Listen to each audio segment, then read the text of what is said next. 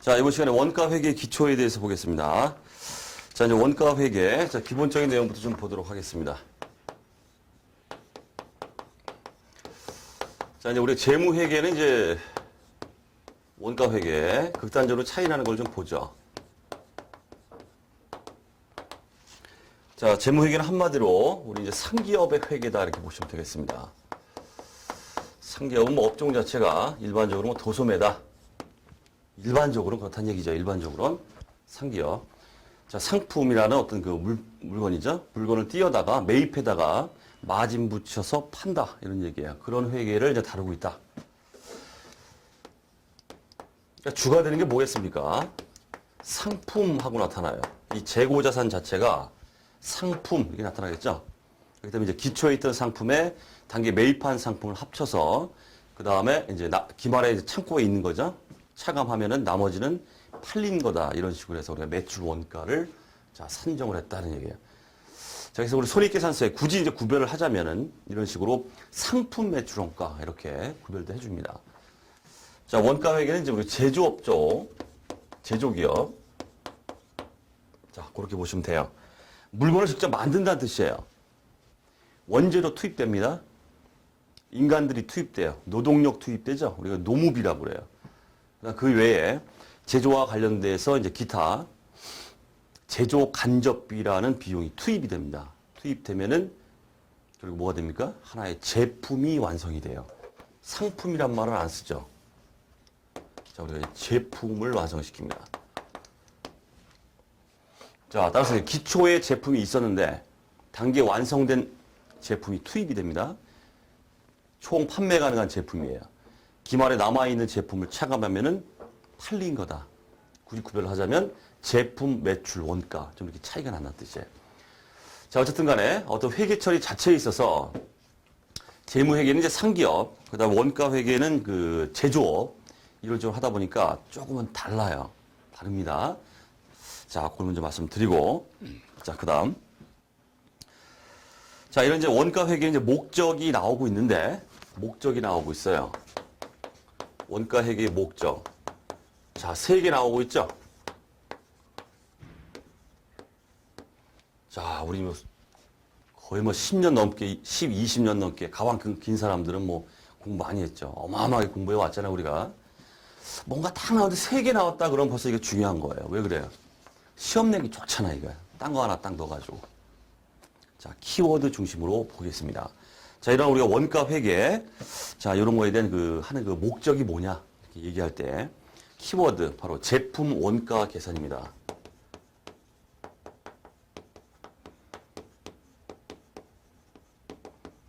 그렇겠죠? 자, 상기업인 경우에는 이미 원가가 정해져요. 매입하는 순간 그 매입 원가가 있습니다. 거기다 마진 붙여서 팔기만 하면 되는 거기 때문에 마진 붙이면 매출액이 되는 겁니다. 매입하는 순간 원가가 나와요, 이게. 하지만 제조기업은 어떻습니까? 너무 다양한 것들이 투입됩니다. 원재료 투입되죠. 노무비 투입되죠. 전력비, 복리후생비, 뭐 심지어는 공장 관련 접대비해서 이 모든 것들을 우리가 제조 간접비라고 하는데 어마어마한 게 투입됩니다. 제일 중요한 게 뭐겠어요? 판매 가격을 결정하기 이전에 우리가 제품 가격 결정이라는 좀 어려운 분야가 있는데 판매 가격이 결정되기 전에 생산된 제품의 원가가 결정돼야 돼요. 그게 바로 원가 회계입니다. 원가 회계예요. 제품 원가 계산. 가장 중요하겠죠. 제품 원가가 정확하게 결정되어야만 시장 수요나 상황을 봐서 마진율을 어떻게 책정할 것인가. 마진율을 책정해서 결국은 제품의 가격 결정에 이르는 이 일련의 단계를 거치게 된다는 뜻입니다. 자, 그럼 이제 제품 원가. 자, 우리가 일명 제조 원가라고 하는 거에 대해서 잠깐만 보도록 하겠습니다. 자, 하나의 제품이나 모든 것들이 이제 탄생하게 될 때 아주 수많은 다양한 제조 원가가 존재합니다. 하지만 우리 원가 회계에서는 이런 제조 원가를 3가지로 분류해요. 3가지로. 그래서 싸잡아서 이제 들어간다는 얘기죠. 자, 여기는 어디? 공장이에요. 자, 사례를 한번 들어보겠습니다.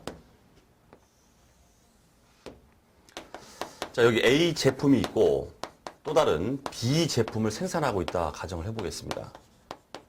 자, 그러면 기본적으로 하나의 제품이 완성되기 위해서는 투입되는 게 기본적인 게 뭐냐면 바로 재료와 일꾼이에요. 기본적으로. 이게 있어야 모든 게 탄생을 합니다. 자, 투입이 됩니다. 투입이 돼요. 자, 앞으로 제가 팔이 아파서 쓰기 싫어서 그러니까 제가 이제 앞으로는 DM이다 이렇게 쓸 겁니다. 요거는 바로 직접 재료비를 말해요. 재료비. 재료비를 말합니다. 재료가 투입되겠죠. 그래서 직접 재료비, 다이렉트 머티리얼 이렇게 말합니다. DM이라고 쓰면 이제 재료비예요. 그다음 DL, 노무비가 투입돼요. 일꾼이 투입된다는 뜻입니다. 걔한테 비용 나가죠.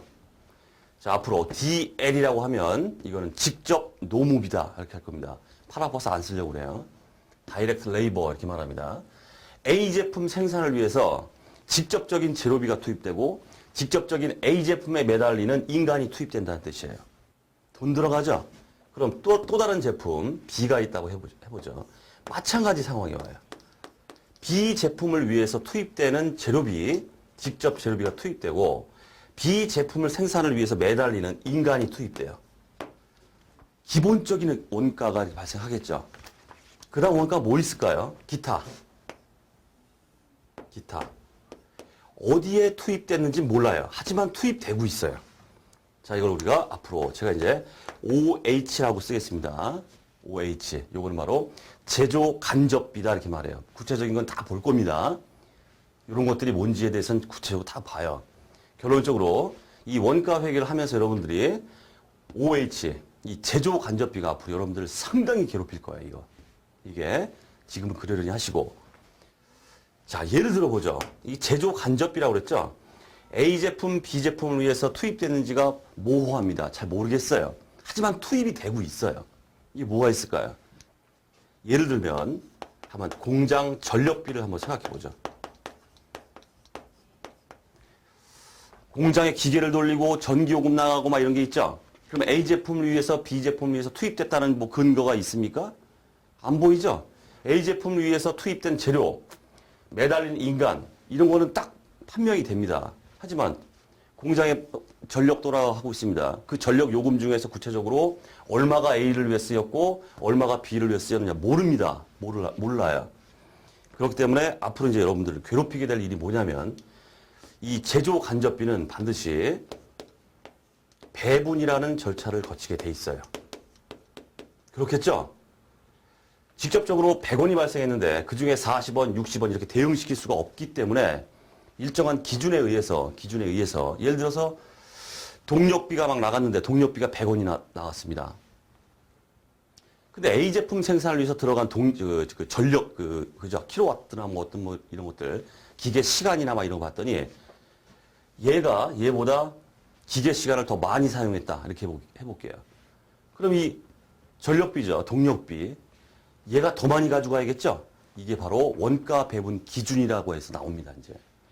어떤 식으로든 이런 제조간접비는 각각 우리 원가 대상이라고 하는 이렇게 제품이 이렇게 배분을 해야 되는 이런 절차가 나오게 되고 이런 과정이 이제 원가에게 처음부터 끝까지 여러분들을 이제 괴롭히게 될 거예요.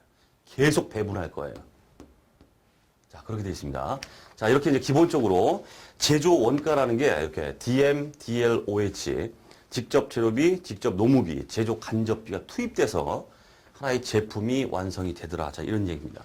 자, 그러면 제품 원가 계산과 관련해서는 이런 얘기가 나오죠. 자, 제조 원가가 저런 식으로 발생을 하고 있다. 이런 얘기예요. 그럼 제조 원가는 비용으로 끝나버립니까? 아니죠. 제품이 완성이 됩니다. 제품은 결국 재고 자산인 자산을 구성해요. 결국 이 자산을 구성한 이 제품은 언제 비용화가 됩니까? 판매 시에 비용화가 돼요. 뭘로 비용화가 돼요? 매출 원가다. 이런 얘기예요. 됐죠? 자, 이런 식으로 하나의 제품의 원가 결정, 제품이죠. 이게 이제 원가 회계의 첫 바다 목적으로 나올 수밖에 없다는 뜻입니다. 자, 그럼 이러한 것들이 우리한테 미치는 영향이 뭘까요? 우리는 이제 기본적으로 재무회계를 다 알고 있으니까 자, 하나의 제품, 자산입니다. 재고 자산이에요. 어디에 영향을 미쳐요? 바로 FP에 영향을 미친다. 재무 상태표에 기말 재고, 제품, 그죠? 여기에 영향을 미칩니다. 그 다음에 판매 시에 비용화되는 이 매출 원가, 이거 모르면 이 바닥 뜨셔야죠. 다 배웠잖아요. 뭐예요? 매출 원가는 어디에 영향을 미칩니까? 손익계산서 IS에 영향을 미칩니다. 이렇기 때문에 원가 회계가 제품 원가 계산이 첫 바탕으로 나옵니다. 목적 자체가. 자, 그렇게 보시면 되고. 자, 그래서 제품 원가 계산에 일반 재무제표의 작성에 필요한 원가 정보의 제공이다. 일반 재무제표 뭡니까? 재무상태표의 기말 재고, 손익계산서의 매출 원가, 이런 식으로 된다는 뜻이에요. 자, 화살표. 재무제표에 계상될 매출 원가와 기말 재고 자산 평가의 근거 자료가 된다. 이렇게 되어 있습니다. 자, 두 번째. 자, 키워드. 의사결정.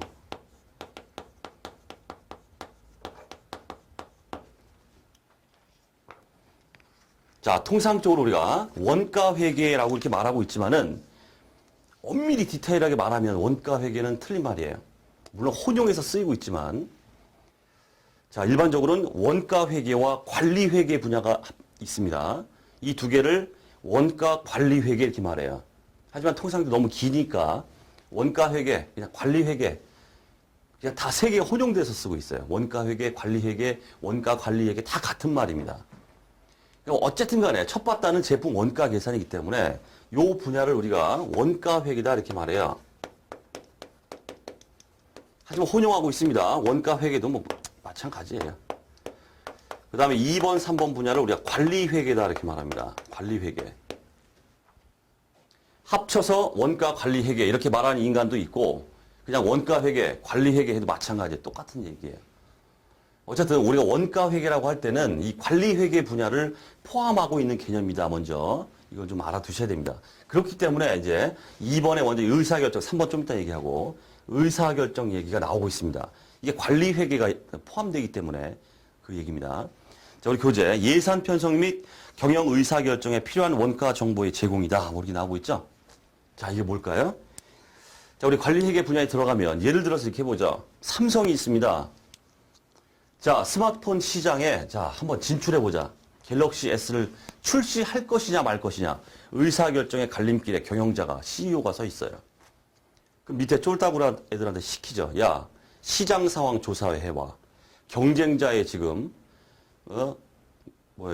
경쟁자, 어떤 것 인간들이 있는지, 우리가 출시했을 때 과연 이게 시장에서 먹힐 것인지 안 먹힐 것인지, 그 다음에 어떤 전략하에서 해야 시장 침투를 빨리 해야 될 것인지, 그리고 시장 침투를 할 때 침투 가격은 얼마가 돼야 될 것인지, 보고서 올려, 딱 이렇게 말합니다. 경영자가, CEO가. 그럼 쫄따구 애들이 막 시장 조사하고 난리 나죠? 경쟁업체가 이런 애들이 있고, 얘 허접이기 때문에 얘는 무찌를 수 있고, 우리 기술력에서 뭘 할 수 있고, 보고서를 쫙 작성해서 올립니다. 그래서 우리가 원가 회계 처음 그 재무회계 쪽에서도 얘기했듯이 일정한 기준이 없어요. 재무회계는 우리 기업회계 기준이라는 엄격한 룰에 의해서 재무제표를 양식에 맞춰서 작성을 해나가야 돼요. 하지만 원가회계는 룰이 없어요. 보고서 올리는데 무슨 양식이 있어요. 사장이 까막눈 아닌 이상 한글로 멋지게 작성해서 이렇게 될 것 같습니다. 하고 올리면 됩니다. 전망이 밝습니다. 시장 들어가시죠. 보고서입니다. 이런 의사결정에 관련된 이런 정보를 제공하는 게 바로 우리 관리회계 분야. 그래서 원가회계 목적에 이렇게 두 번째로 떡하니 자리 잡고 있다는 얘기예요. 의사결정. 자, 그러면 자, 지금 우리 이제 수업용 나갑니다. 경영자의 의사결정에 필요한 원가 정보를 제공한다고 그랬죠? 만약에 우리 객관식 야부리에 말장난에 투자자의 의사결정에 필요한 정보를 제공해 준다. 그럼 이거 뭘까요? 원가회계 목적이 아닙니다. 투자자의 의사결정, 주주나 채권자가 저 회사의 주식을 살까, 투자를 할까 말까, 이거는 한 회사의 재무제표를 통해서 의사결정을 한다고 그랬죠. 이건 어디서 나오는 얘기예요?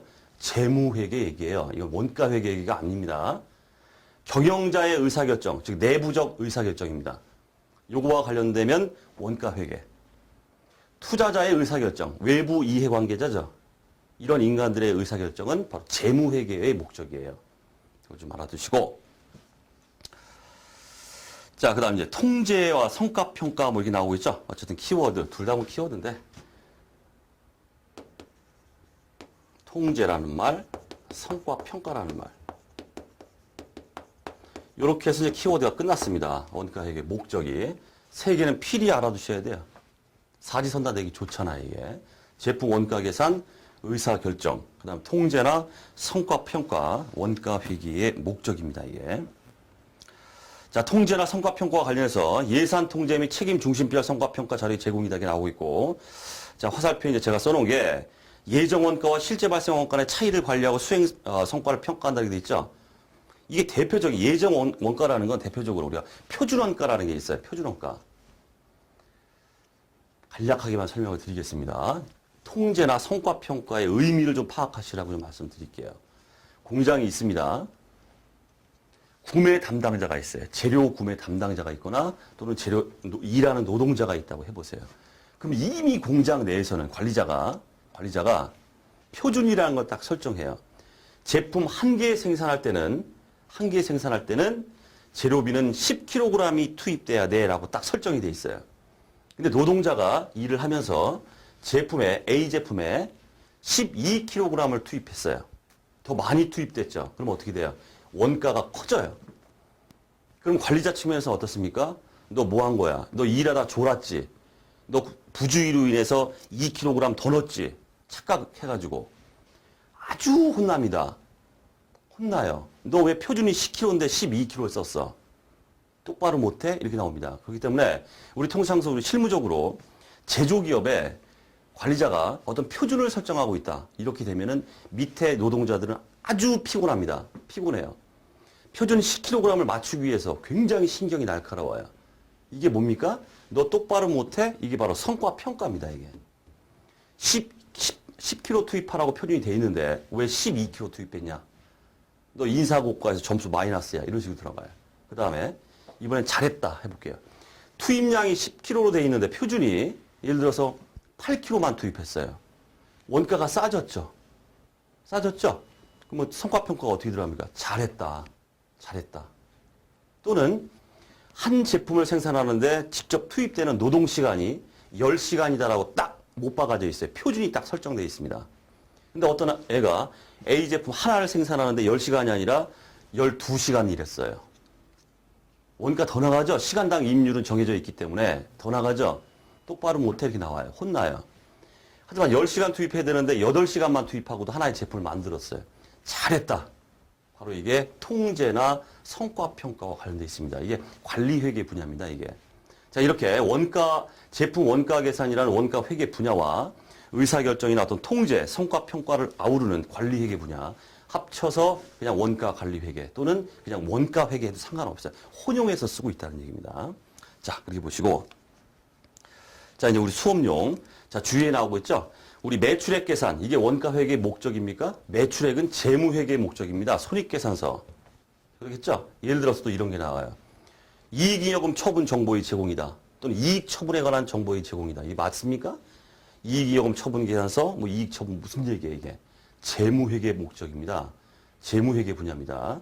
어쨌든 우리가 뭡니까? 키워드로 세 개만 딱 머리에 박아두면 다 풀리겠죠? 자, 기본적인 문제로 나올 수 있습니다. 나왔습니다. 또 나올 거고. 자, 그 다음 이제 우리 기초적인 측면이기 때문에 자, 이제 원가의 개념에 대해서 자, 한번 보도록 하겠습니다. 자, 먼저 원가가 나오고 있는데, 자, 원가가 이제 발생이 됩니다. 뭐 제조 원가, 모든 뭐 원가가 있어요. 자, 원가가 발생이 됐다. 자, 그러면 이 원가는 향후 어떠한 행보를 거쳐서 어떠한 회계학적인 어떤 인식 자체를 가져오느냐 이런 뜻입니다. 자, 먼저 미소멸 원가, 소멸 원가 어려운 얘기가 나오고 있어요.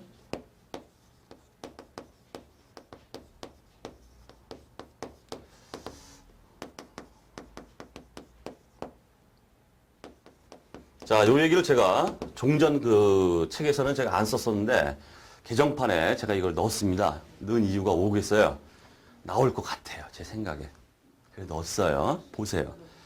자, 미소멸 원가다 하면은 그야말로 조선말 모르는 사람 없죠. 소멸되지 않았다는 뜻이에요. 소멸되지 않고 있다.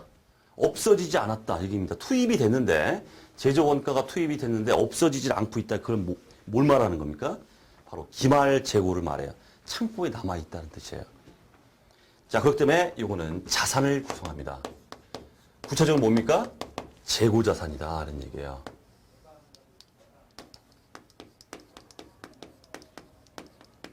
그러니까 어렵게 생각하실 필요가 없어요. 미소멸 원가다. 판매되면 없어지는 거고 다 그런 거기 때문에 판매도 안 되고 가만히 있다. 기말재고 창고에 있다. 결국 재고자산이 바로 어쨌든 뭡니까? 미소멸 원가는 이꼬르 자산이다. 이런 느낌을 딱 가지셔야 됩니다. 원가가 투입됐는데 미소멸 상태로 있다? 자산이다. 이런 생각을 가지셔야 돼요. 자, 그 다음에 소멸 원가를 보겠습니다. 자, 소멸 원가. 자, 이 행보를 보세요. 자, 어떤 거는 이제 수익 획득에 공헌을 했느냐, 공헌하지 못했느냐, 이걸 나누게 되는데, 수익 획득에 공헌을 했느냐. 원가가 발생했으면은, 예를 들어서, 매출 원가가 됐다. 비용이죠? 매출 원가가 되면 소멸되잖아, 이게. 없어지는 거잖아, 이게. 원가가. 그럼 매출 원가를 구성했어요. 그럼 수익 획득에 창출했다는 건 뭡니까? 매출액이 나왔다는 뜻이에요. 공헌을 했느냐. 수익 획득에 공헌을 하지 못하고 소멸해버렸느냐. 이런 차이가 있다는 뜻이에요. 수익 획득에 공헌을 하게 되면 우리가 비용이다 이렇게 말합니다. 수익 획득에 공헌하지 못했다? 손실. 전혀 느낌이 안 오죠. 사례를 봐야 돼요. 그래서 지금 말씀드렸던 바로 매출 원가입니다. 매출 원가 비용이죠. 수익 획득에 공헌했습니까? 매출액을 발생시켰어요. 저 재고자산이 소멸되면서 매출 원가가 나타나죠. 한데 얘는 수익 공헌, 즉 수익은 뭐다? 매출액을 발생시켰기 때문에 비용이다 이런 뜻이에요. 자, 하지만 소멸됐습니다. 자산 상태, 예를 들어 재고자산 상태로 있었는데 없어지긴 없어졌어요. 자, 없어졌는데 매출액이나 이런 수익을 창출하지 못하고 없어졌어요. 어떤 게 있을까요? 우리 교재도 있지만 화재 손실, 그 다음에 감모 손실. 자, 미소멸 상태로 재고자산이 있었습니다. 공장에, 창고에. 그런데 불이 났어요, 공장에. 재고자산이 없어져 버렸어요. 없어졌습니다. 매출액이 발생이 안 됐죠? 화재 손실. 수익 획득을 공을 못 했잖아, 지금. 매출액이 안 나왔기 때문에. 근데 없어졌어요. 그렇다고 이게 뭐 손실이나 어떤 마이너스가 아닙니까? 마이너스긴 마이너스인데, 정상적인 비용이 아니라 뭐라고 쓴다? 손실 이렇게 말한다는 뜻이에요. 이 손실은 결국 뭐다? 영업 외 비용이다 라는 뜻이에요. 얘는 뭐예요? 영업 비용이죠? 영업과 관련된 비용이고, 얘는 영업과 전혀 관련 없이 비용이 생겼어요. 이런 걸 우리가 일반적으로 손실 이렇게 말합니다. 그 다음 우리 재무회계 재고자산 쪽에서도 감모 손실, 우리 비정상적 감모 손실이 있었죠? 영업의 비용 처리하는 거. 오늘 갑자기 보니까 창고에 있었던 게 증발이 돼버렸어요. 이유는 몰라요. 왜 증발되고 사라졌는지 이유는 모릅니다. 그럴 경우에 우리 비정상적 감모 손실, 매출이 안 나왔잖아 이게. 그렇기 때문에 이렇게 들어가더라. 영업 외 비용으로 이렇게 자 분류가 된다 이런 얘기입니다. 자, 그다음 원가 개념을 보시면 그야말로 뭐 조금 이제 뜬구름 잡는 얘기인데 한번 보죠. 원가 집계 모르시는 분 없죠. 느낌이 오잖아요. 원가라는 게 집계를 해야 되잖아요. 집계. A 제품 딱딱 집계가 들어가야겠죠. 이런 개념이다 보시면 되고. 자, 회계 시스템을 통해서 조직적인 방법으로 원가 자료를 취합하는 것이다. 자, 그다음 원가 대상이 나오고 있죠. 자, 여기 좀 주목을 해 주십시오. 자, 원가 대상은 일단 써두세요. 엄청나게 다양하다. 원가 대상이라는 건 딱 정해져 있는 게 아닙니다.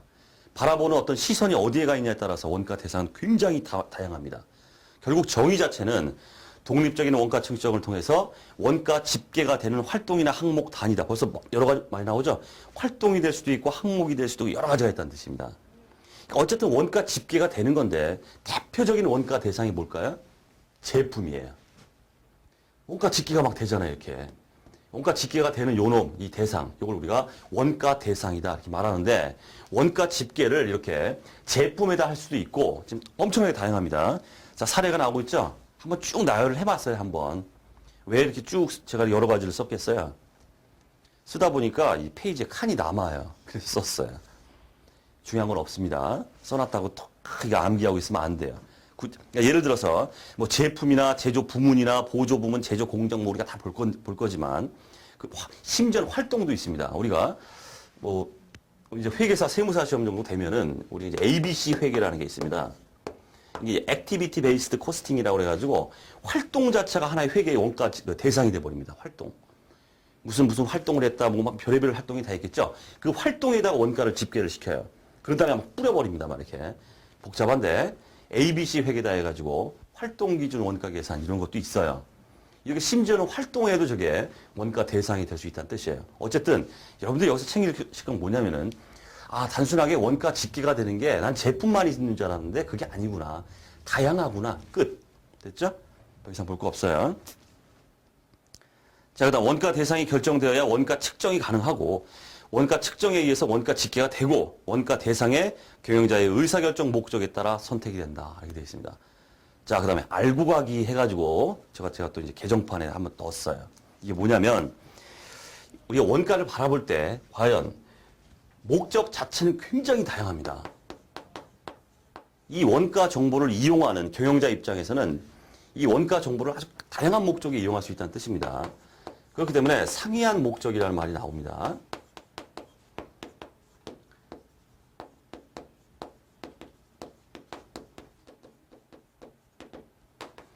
자, 이건 상식적으로 해결할 수 있어요. 보세요. 목적이 다양합니다. 상이한 목적을 가지고 있다. 그럼 내가 이용하는 원가 정보 자체를 목적이 다르더라도 동일한 원가 정보를 내가 이용해야 되느냐? 아니면 목적이 다르기 때문에 그 다른 목적에 맞춰서 상이한 원가 정보를 이용해야 되느냐? 결론적으로 뭐겠어요? 자, 우리 수업용으로 챙기십시오. 상이한 목적에도 동일한 원가 정보를 이용해야 된다. 이렇게 하면 틀려요. 당연히 목적이 달라지면 상이한 원가 정보를 이용해야겠죠.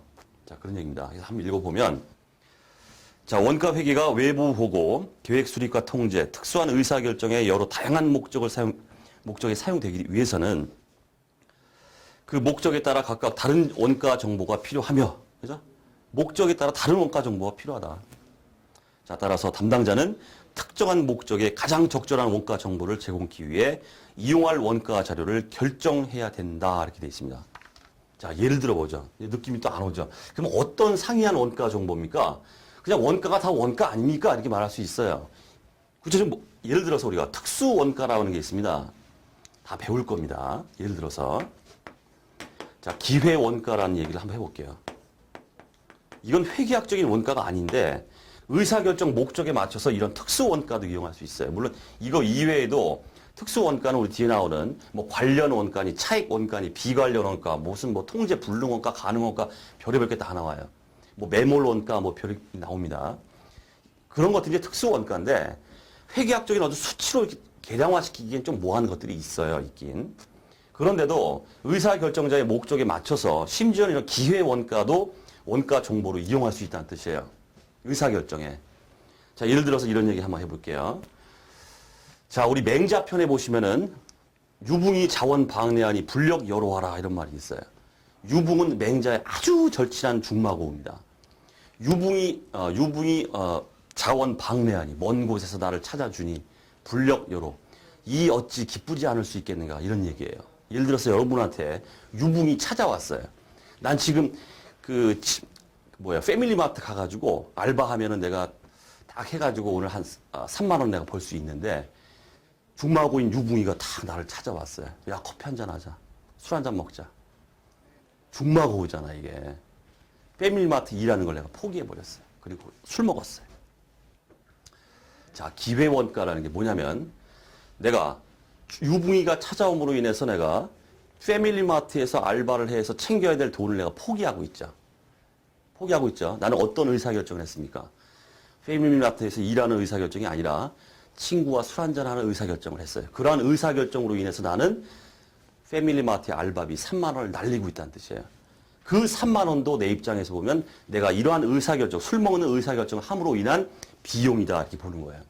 이걸 우리가 기회원가다 그렇게 말해요. 이게 우리가 재무회계적인 측면에서는 이런 기회원가가 장부에 기입이 될까요? 안 돼요. 하지만 우리가 의사결정과 관련해서는 목적이 어떤 의사결정이 정해지면 서로 다른 다른 목적에 이러한 특수원가도 상이한 원가 정보, 이러한 정보도 이용될 수 있다 이런 얘기입니다. 자, 의미가 이게 그래서 상이한 목적의 상이한 원가다. 뭐 너저분하게 얘기했지만은 어쨌든 우리가 챙길 거는 상이한 목적의 동일한 원가 좀 틀린다는 뜻이에요. 자, 그다음. 자, 이제 용어 개념과 관련해서 이제 원가 집합을 이제 보시면은 자, 특정 원가 대상에 속하지 않는 간접 원가를 모아둔 것으로서 둘 이상의 원가 대상에 배분되어야 될 공통 원가다 이렇게 나오고 있죠. 바로 요겁니다. 이걸 우리가 공통 원가. 이러한 공통 원가를 다 싸잡아서 모아둔 걸 갖다가 우리가 원가 집합이다 이렇게 말해요. 말씀드렸잖아요, 지금. 어디에 속하지 않아요. 하지만 이건 제조 원가입니다. 전력비가 나타났다, 뭐 했을 때 어떻게든 배분이 돼야 돼요. 이런 공통 원가들은 잠시 모아두는 걸 우리가 원가 집합이라고 합니다. 자, 그다음 원가 배분이라는 게 나오고 있죠. 자, 이런 간접 원가입니다. 이런 간접 원가, 공통 원가, 뭐 제조 간접비 이렇게 말씀드렸죠. 배분이 돼야 돼요. 이렇게 배분하는 걸 우리가 원가 배분이다. 자, 다만 원가 배분을 하는 데 있어서 지 맘대로 자의적인 어떤 판단으로 100원이 발생했는데, 야, 너는 미워. 너 90원, 너 90원. 넌 착해. 10원. 이렇게 하면 안 되겠죠. 자의적인 기준으로. 어떤 그 제품이나 이런 거에 원가 배분을 많이 받았다는 건 좋은 게 아닙니다. 절대 좋은 게 아니에요. 원가 배분을 많이 받았습니다, 얘가. 그럼 여기서 일하는 놈들은 어때요? 죽상되는 거예요. 비용이 더 많이 발생시켰기 때문에 성과평가에 안 좋다는 얘기입니다. 얘는 원가가 적죠? 잘했다. 얘는 칭찬받는다고요. 어쨌든 원가 배분을 많이 받는 건 좋은 게 아닙니다, 이거는. 그러니까 어떻겠습니까? 우리 이제 모티베이션, 동기부여 차원 그런 얘기도 이제 나올 건데, 정확하게 우리 인과관계 기준이라고 합니다. 원인과 결과, 원인이 있으면 결과가 있다. 받을 만큼 받았다, 이런 얘기예요. 아까도 말씀드렸지만, 얘는 기계 시간을 얘보다 더 많이 썼어요, 기계 시간을. 기계 시간을 얘가 더 많이 썼기 때문에 전력비를 더 많이 가져가야겠죠. 이렇게 인과관계에 의해서 배분을 해줘야 된다는 얘기입니다.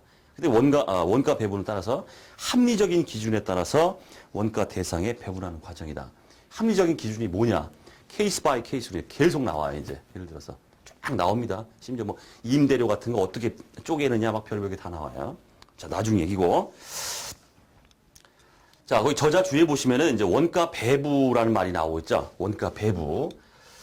자, 참고로 좀 보겠습니다. 참고. 자, 원가 배분이라는 말과 원가 배부라는 말은 어떤 책에서도 지금 얘기를 안 하고 있는데, 그래서 제가 좀 얘기를 해놨어요. 이건 같은 말이 아닙니다, 이거는. 이거 같은 말이 아니에요. 원가 배분이라는 건 그 원가 대상이죠. 뭐 이게 쪼갤 때, 이게 제품이 됐든 활동이 됐든 뭐가 됐든 그 원가 대상 자체가 제한이 없을 때, 제한이 없어요. 제한이 없을 때 우리는 원가 배분이라는 말을 써요. 하지만 원가 배부라는 말은 제한이 있어요. 제한이 있어요. 바로 제품입니다. 딱 제품입니다. 다른 데 배분한다. 이거는 원가 배부란 말은 안 써요. 원가 배분이지. 제품에 딱 한정될 때 우리가 원가 배부다 이런 말을 씁니다. 자, 하지만 거기 써놨죠? 원가 배분과 혼용해서 쓴다. 혼용해서 쓰면 안 되는데 워낙에 다들 저자들이 다 혼용해서 쓰니까 그냥 그런가 보다 하고 있는 거예요, 지금. 엄격히 구분하면은 다른 얘기입니다, 이거는. 자, 참고. 자, 그 다음 원가 동인이 나오고 있습니다. 원가 대상의 원가의 변화를 야기시키는 모든 요소다 해서. 자, 원가 대상의 총 원가의 변화를 야기시킨다. 뭔가 원가를 증가시킨다 뭐 이런 그런 얘기예요. 원가 동인이라는 게 뭐가 있을까요? 예를 들어서 생산량 이렇게 해볼게요. 생산량이 늘어나면 어떻습니까? 당연히 원가가 커지죠. 한 개 만들 때 원가, 100개 만들 때 원가 당연히 달라요. 이런 생산량이나 뭐 이런 것들이 다 이제 원가의 총원가를 증가시키는 그런 요인들이기 때문에 이런 걸 우리가 원가 동인이라고 하고, 거기 보면 이제 이꼴 돼 있잖아요. 원가 유발 요인이다. 우리 뭐 영화에도 뭐 구타 유발자 막 이런 게 있죠. 구타를 유발시키는 게 뭘까? 원가를 유발시키는 게 뭘까? 뭐가 있겠습니까? 엄청나게 많겠죠? 생산량이 늘어나면 증가할 거고, 또 뭐가 있을까요? 기계 시간이 많아지면은 많이 생산하니까 늘어날 거고, 또 작업 노동시간이 증가하면 뭐겠습니까? 원가가 늘어나죠. 농업이 나가니까.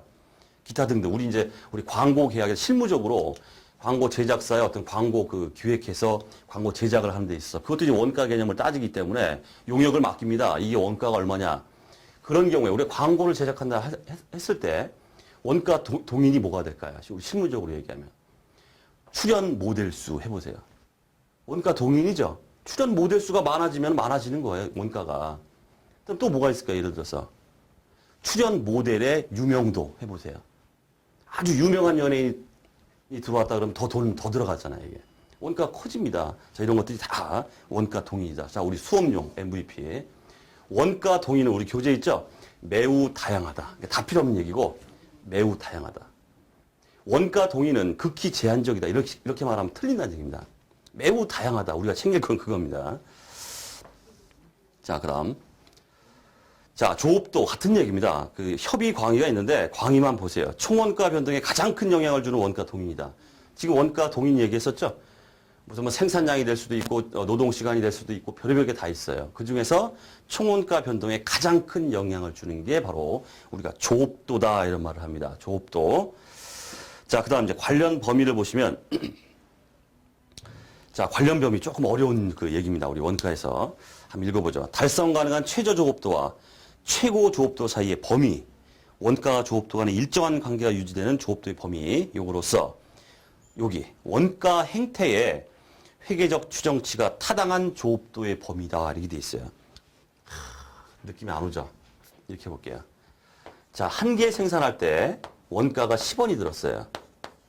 그럼 100개 생산하면 몇 개 들어야 돼 도대체? 우리가 합리적으로 생각한다면. 100배가 됐으니까 얼마가 들어야 돼요? 1,000원 들어야죠, 1,000원. 이렇게 되죠? 이게 바로 원가 행태의 회계적 추정치가 타당한 조업도의 범위다. 그게 그 의미입니다. 한 개부터 100개. 우리 이렇게 임의적으로.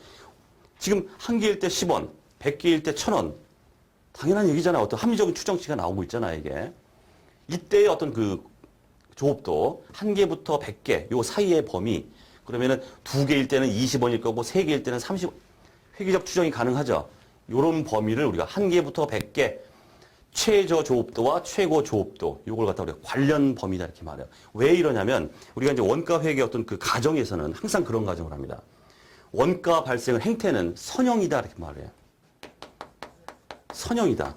자, 이게 뭐냐면, 자, 한 개일 때는 원가가 10원이야. 요점이야. 자, 두 개일 때는 원가가 그러면 이게 두 배로 되겠지? 20원이야. 좀 찍어볼게요. 20원이야. 그러면 이게 이제 세 개일 때는 이건 30원이야. 회계적 추정치가 딱딱딱 들어가죠? 원가는 이런 식으로 선형이다. 연결해 보면은 선이다 이런 뜻이에요. 원가는 곡선이 아니다는 뜻이야, 이게 곡선이. 이런 기본적인 가정을 하고 있기 때문에 관련 범위다 이런 말이 나옵니다. 어려운 얘기입니다. 그냥 그러려 하시면 돼요. 자, 어쨌든 원가 회계 관련해서 이번 시간은 가장 기초적인 얘기를 좀 해봤습니다. 기초가 제일 중요해요, 여러분들. 원가가 이런 거구나 이번 시간에는 느낌만 딱 가지시면 됩니다. 자, 원가 회계 기초. 자, 강의는 여기서 마치도록 하겠습니다.